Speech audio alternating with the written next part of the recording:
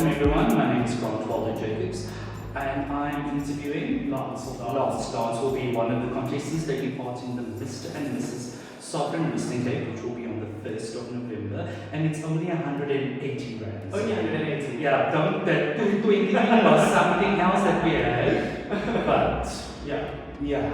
Anyway, how are you? I'm good at you. Good, I'm very good, thank you. And your journey so far with the pageant, is everything expected? Oh yes, it is. I've done a couple of times. Like, a couple of times. Okay, so if I'm not mistaken, you guys are doing swimwear, evening wear, theme wear, you also have opening, unique clothes for the guys are doing their interviews with me, the judges today as well. So, cost. Yeah. Someone actually told me, like, when you do pageants, there's no budget. Ooh, there's that. I'm like, prize man. Your career. Yes, tell me about it. Sure, my career. I started out in media at the age of 16, and then. Oh, so this is a normal thing for you? Yeah, this is every day. It was every day for me at some point. What do you mean? Yeah, so I left at the age of like 25 in the midst of the pandemic, but I started at 16 doing TV commercials and that type of thing, and then at 19 I became the youngest person to produce a live TV show on the SABC for a TV show called 89 on SABC 2, went live to over 2.5 million viewers, so not too bad. Did that for like 3-4 years. Yeah. And then, but at the same time as that was happening, I had agents and like lawyers and people telling me that I needed to hide my sexuality. Lawyers ask you to hide your sexuality? Yes, because obviously certain things couldn't be exposed to the public, and I paid into it. I mean, I was born in Noble Park, and when you come from these communities and you get an opportunity to sort of go out there and do your thing, you sort of listen to people because you're trusting them. True. But what happened was I became unhappy as each year went by. It's just like, this is suffocating me because I was always out. I've never had to hide. That reminds me of the Door Delano that had the same issue. Yeah. Where she took part in Idols, if I'm not mistaken, and they also told her you must hide yourself out yourself, and then she didn't make it. Yeah. And then someone told her that if you were just being yourself, if you had the whole drag persona, you would have gone further because you had something different and something unique. So something different and unique is what you're doing. Exactly. So, and then the pandemic happened, and I was still on a TV show on SABC2 at the time, and I was like, you know what? I can't do this anymore. Like, it's suffocating me. What is the point? Because I'm not enjoying any of this. You make money. Like, I made money. I made money, but like, it's not about that at the end of the day, really. True. Because your creativity is stunted, because you expect to bring all of who you are, but then you can't share all of who you are. And it's just like, there was a disconnect for me, and it's like, you know what, I'm not happy. And then I made a switch, and I had to ask myself, to be honest with myself, like, Lance, what do you love? For me, it's fashion, people. And then I started working for. And I can see you on a Project Runway type of like that type of thing. Exactly. I mean, growing up, I always wanted to be a top level presenter. That was the goal. The nice houses. Exactly. Playtime houses. Exactly, like the double stories, and once again it goes back to being a young child watching these things and like, oh, okay, I could have access to this. I don't have it now, but in the future. Have you started investing in your own things? Like only makeshift that what I'm doing. I have, and like you always have to. Yeah, no, like that. And once again, let's go back to the budget. Always go back to the budget, but yeah, like for me, it's always taking risks. So my future thing is I want to have my own menswear boutique. I want to have my own media house that will promote what you do. Exactly. Yes. And then obviously I'll do other projects for other people as well. Mm-hmm. But that's my focus, and I do plan to do that in the next like 5 to 7 years. That's my. I've gotten to a point where I can actually say like, okay, the next 5 to 7 years it's going to be like reality. Okay. Yeah. So fashion, Yes. media, Yes. that's clearly all the tools you need in an event like this. Exactly. Which one do you enjoy the most? Between Between fashion and media. I'm not going to say best shoes, that doesn't mean that the one marries the other. Exactly, because with fashion, you can envision something for someone, whereas with media, you get to know people and all people from all walks of life. True. But the same thing with fashion as well. But I feel like fashion is a bit more like curated, whereas in media, it's a bit like, okay, this is who you are, this is what we're going to work with, and this is what we're going to do.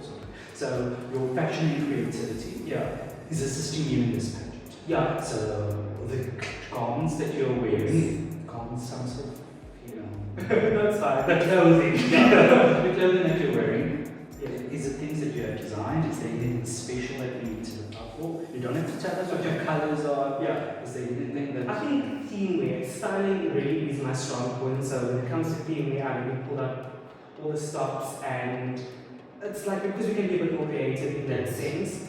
But my brief to my stylist for my evening wear was I want to feel like a top of the presenter. I mean, the shows are like no longer around, but I'm going to have this opportunity to showcase. So, and I need someone to actually do the events at the beginning. Yes. That seems like so your energy. Exactly, like a hype man type of thing. Yeah. So when did you get this hype mentality? Was it when you were small?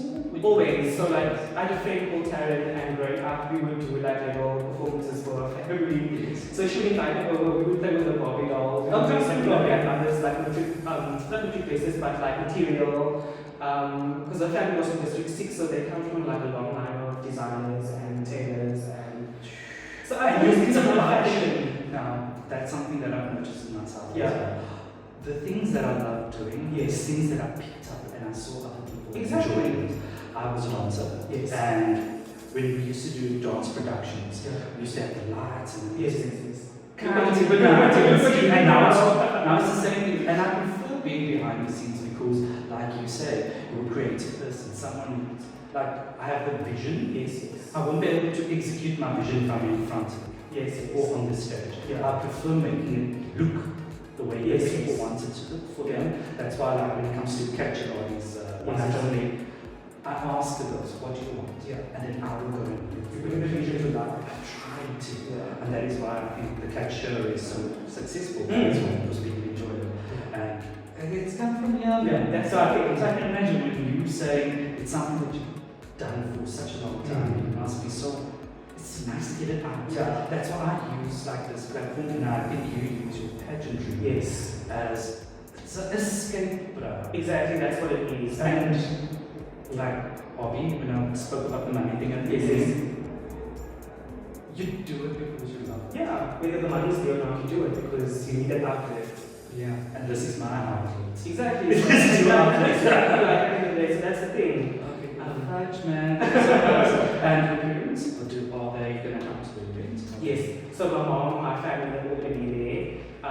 Yeah, and my friends are going to be there, so it's going to be super exciting. Is there any special people from your back in the days that they were celebrity friends? like some people have reached out to me to find out what exactly, so I don't know what's going to happen, like on the night. But yeah, I know I do have some people coming. Is there anything you want to let the people know? Is there anything that what do you call it, no. When people look at you with that judge, is there anything that what do you call it? I can't get to the word now. That people maybe do not understand, that people maybe get wrong when they think about you. They look at you and say, oh, he's like this and this, but yet you aren't. So is there I think misconceptions? There's the word. Misconceptions that people have of you. I think that people think because I'm very quiet, I'm not someone that's louder out there. But the thing is, I'm always watching, I'm always listening, I'm always aware of what's going on around me. So people always struck by that. That's something that I've noticed throughout growing up. Like people always think, oh, Lance is very quiet, he's reserved. But when I have opportunities like this, they're always shocked because it's like, oh, You can talk. yeah. And you're knowledgeable. But that's the whole point of being observed, is because you see Yeah. things and you think differently. Yeah, people. And for me, it's like a puzzle. I love it because you get to read people, you get to read situations. And you read people by, wait, even now, I'm misjudging myself, but you read people by listening. Exactly. You love it. Because it's always the things that they don't say or like body language, things that you don't often think people would think of, that always gives it away. So, here we go. He's the first person I'm interviewing. Is there anything that you know of, any skills that I can use going forward? For all these interviews coming into Any skills? from your back in the day. Well, currently, because you have been. I think listening, like if you're like a really good listener, like listening is one of the most important skills. Linking directly to camera so that you bring the viewer in. Why the camera?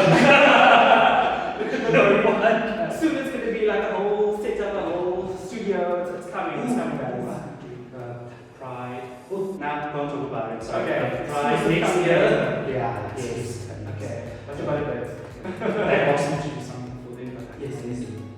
yeah, I can't talk about it. Okay. Yeah. So listening and Yeah. And then just bringing in the viewer. Always like important. It's all about you guys. yeah. Somebody- I'm so used to this. It's hard to think that there's other people out there. Exactly. So, But that's the trick. That's true. That's the trick. And those are our friends. Our family.